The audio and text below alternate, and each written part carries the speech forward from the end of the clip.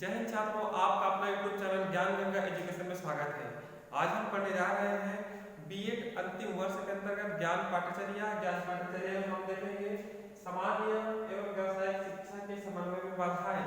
इसके पहले हमने देखा था सामान्य व व्यावसायिक शिक्षा के समन्वय के लाभ, अर्थात जो सामान्य शिक्षा है और व्यावसायिक शिक्षा को आपस में जोड़ दिया जाए तो उसके क्या लाभ होंगे, उसको हमने पिछली वीडियो में जाना।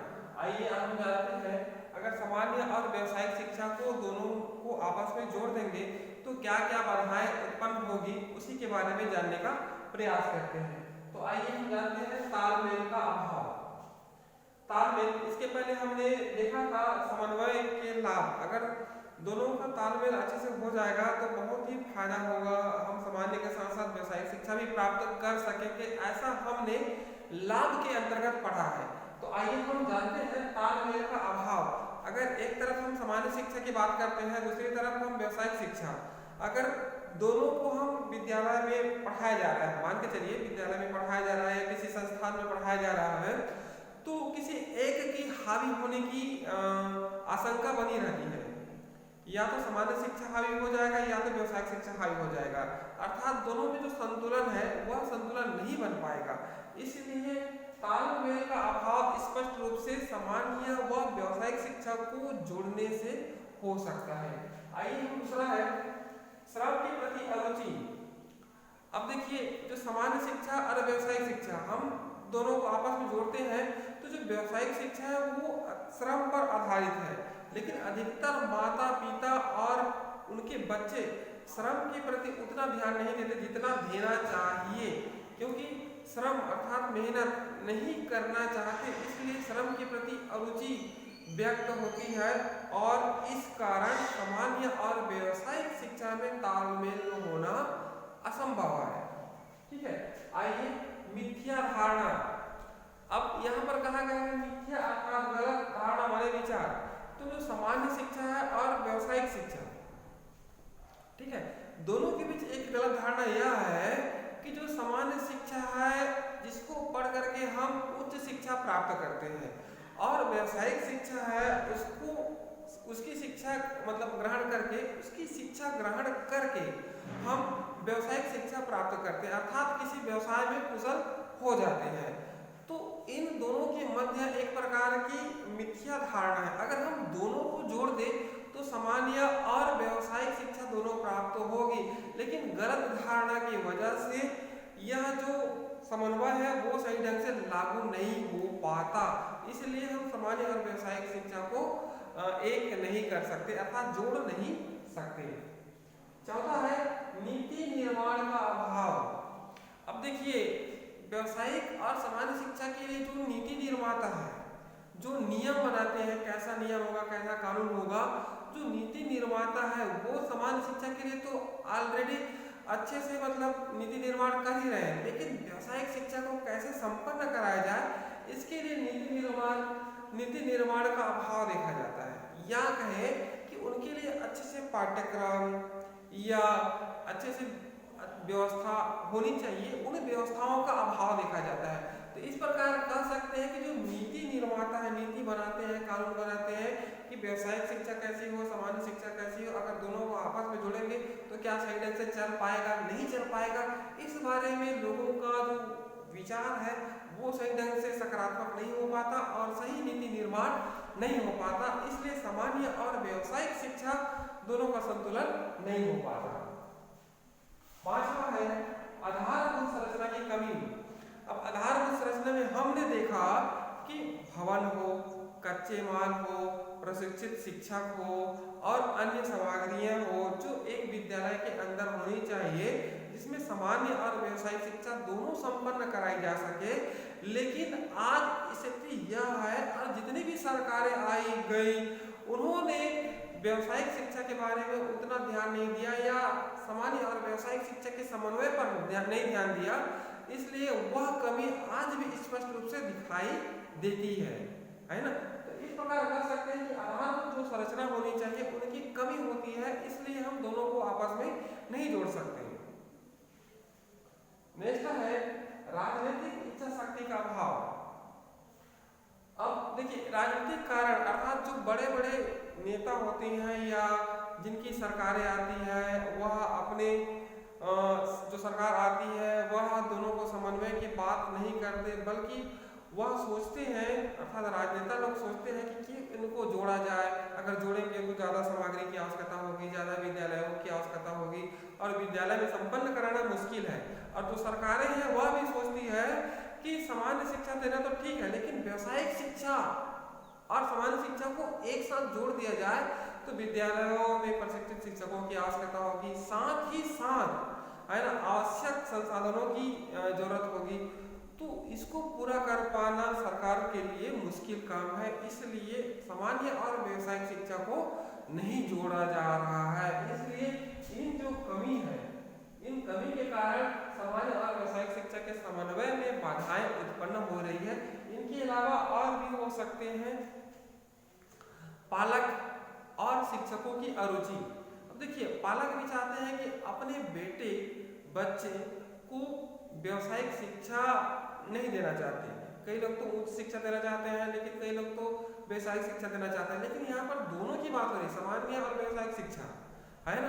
तो व्यावसायिक शिक्षा से कतराते हैं, हम अपने बच्चों को पढ़ाने के लिए भेजे हैं, व्यावसायिक काम करने के लिए नहीं भेजे हैं। इस प्रकार की उनकी विचारधारा है और शिक्षक भी कभी कभी अरुचि व्यक्त करते हैं। साथ ही साथ अनेक प्रकार की और भौगोलिक बाधाएं उत्पन्न होती है, जिनके कारण हम सामान्य और व्यावसायिक शिक्षा के समन्वय में बाधाएं उत्पन्न होती है। आइए जानते हैं नेक्स्ट।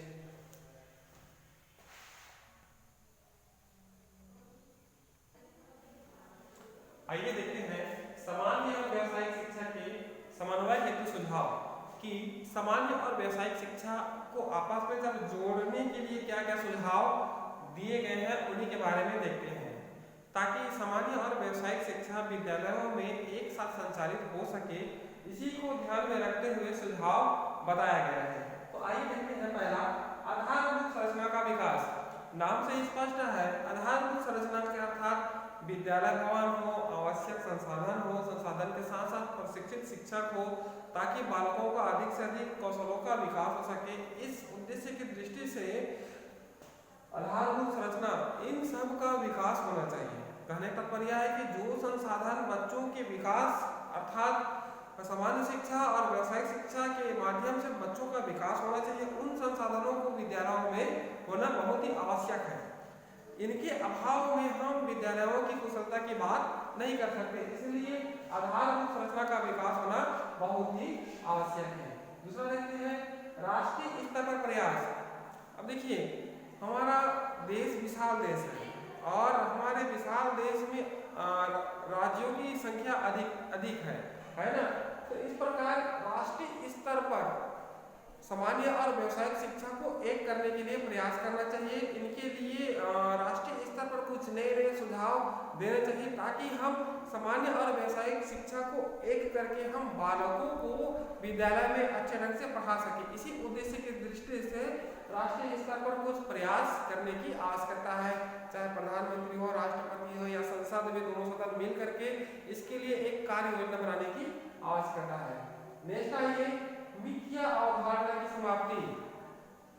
अक्सर लोग कहते हैं गलत बात, है ना, कि सामान्य शिक्षा होती है जिससे उच्च शिक्षा प्राप्त होती है और व्यावसायिक शिक्षा से किसी व्यवसाय में कुशलता प्राप्त होती है।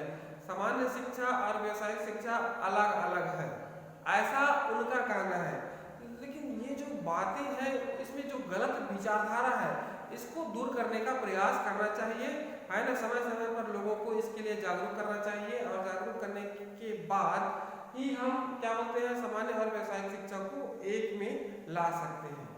अर्थात जो पालक लोगों के मन में जो भ्रम है, भ्रम उत्पन्न हो रहा है, उस भ्रम को हम इसके माध्यम से दूर कर सकते हैं। आइए नेक्स्ट, श्रम के प्रति सकारात्मक दृष्टिकोण। अब देखिए, श्रम के प्रति सकारात्मक दृष्टिकोण के अंतर्गत देखें तो सबसे पहला तो विद्यार्थी जो पढ़ने जा रहा है उनका सकारात्मक दृष्टिकोण होना चाहिए। दूसरा है शिक्षक और तीसरा है अभिभावक। इन तीनों का श्रम दृष्टिकोण होना चाहिए। इनके साथ साथ जो आसपास के लोग हैं, लोग के साथ साथ जो हमारी शिक्षा तंत्र में बहुत से अधिकारी हैं, वो लोग भी श्रम के प्रति सकारात्मक दृष्टिकोण रखेंगे तो सामान्य और व्यावसायिक शिक्षा को हम एक कर सकते हैं, सब एक करके हम बच्चों को पढ़ा सकते हैं। तो इसी उद्देश्य को ध्यान में रखते हुए विद्यार्थी, शिक्षक, अभिभावक इन सबको सोचने की आवश्यकता है कि श्रम के प्रति सकारात्मक दृष्टिकोण रखें, है ना, कि श्रम एक अच्छा कार्य है, श्रम करने से हमें ये होता है, वो होता है, लाभ होता है, यह सब सकारात्मक दृष्टिकोण रखना चाहिए। पांचवा ये समन्वय के लिए ठोस कार्य योजना। अब यहाँ पर कहा गया है कार्य योजना। अगर हम सामान्य और व्यावसायिक शिक्षा को आपस में एक कर दें, है ना, उसके लिए एक निश्चित कार्य योजना की आवश्यकता होगी और उसी योजना के अनुसार हम सही ढंग से कार्य कर पाएंगे। तो इसके लिए राष्ट्रीय स्तर पर, राज्य स्तर पर या राज्य सरकारें मिल करके ऐसी कार्य योजना का निर्माण करें जिनसे सामान्य और व्यावसायिक शिक्षा दोनों साथ साथ दी जा सके।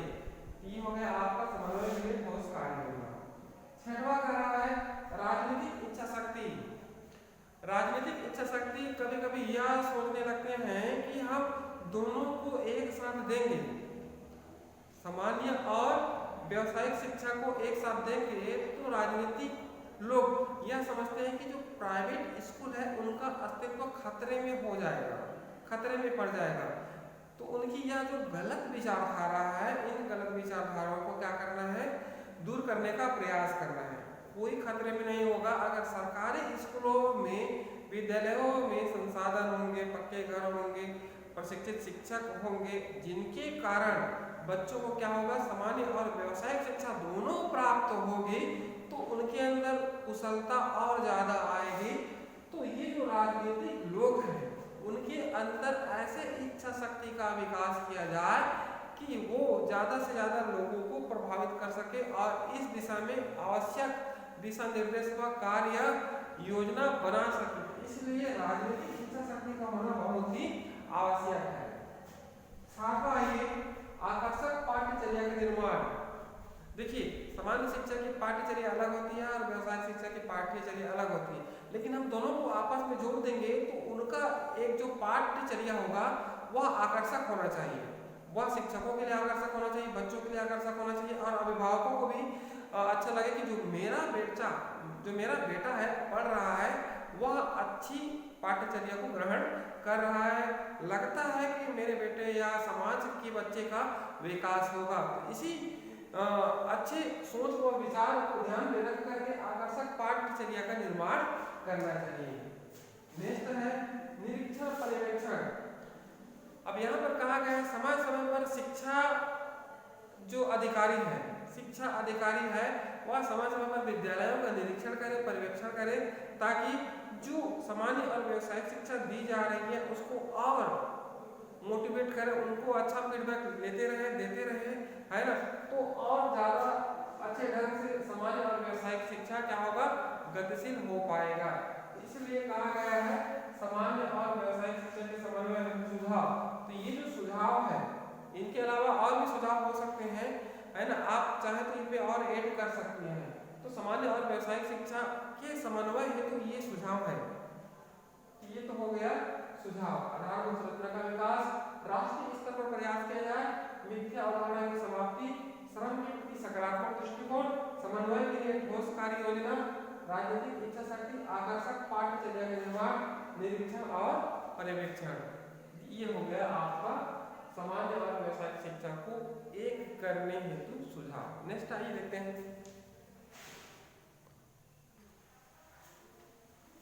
आइए देखते हैं,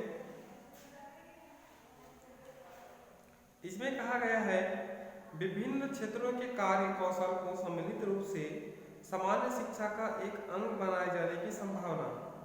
यह आपके सिलेबस में है, विभिन्न क्षेत्रों के कार्य कौशल को सम्मिलित रूप से सामान्य शिक्षा का एक अंग बनाए जाने की संभावना। अब यहाँ पर कहा गया है विभिन्न क्षेत्रों के कार्य, तो ये आ जाएगा आपका व्यावसायिक शिक्षा। कार्य किसमें करते हैं, व्यावसायिक शिक्षा के अंतर्गत करते हैं, को सामान्य शिक्षा में जोड़ दिया जाए। है ना, कि संभावना ऐसा कहा गया है। तो वो एक ही प्रश्न है, सामान्य और व्यावसायिक शिक्षा के समन्वय हेतु सुझाव या सामान्य और व्यावसायिक शिक्षा हेतु समन्वय के लाभ या बाधाएं और क्या संभावनाएं हैं।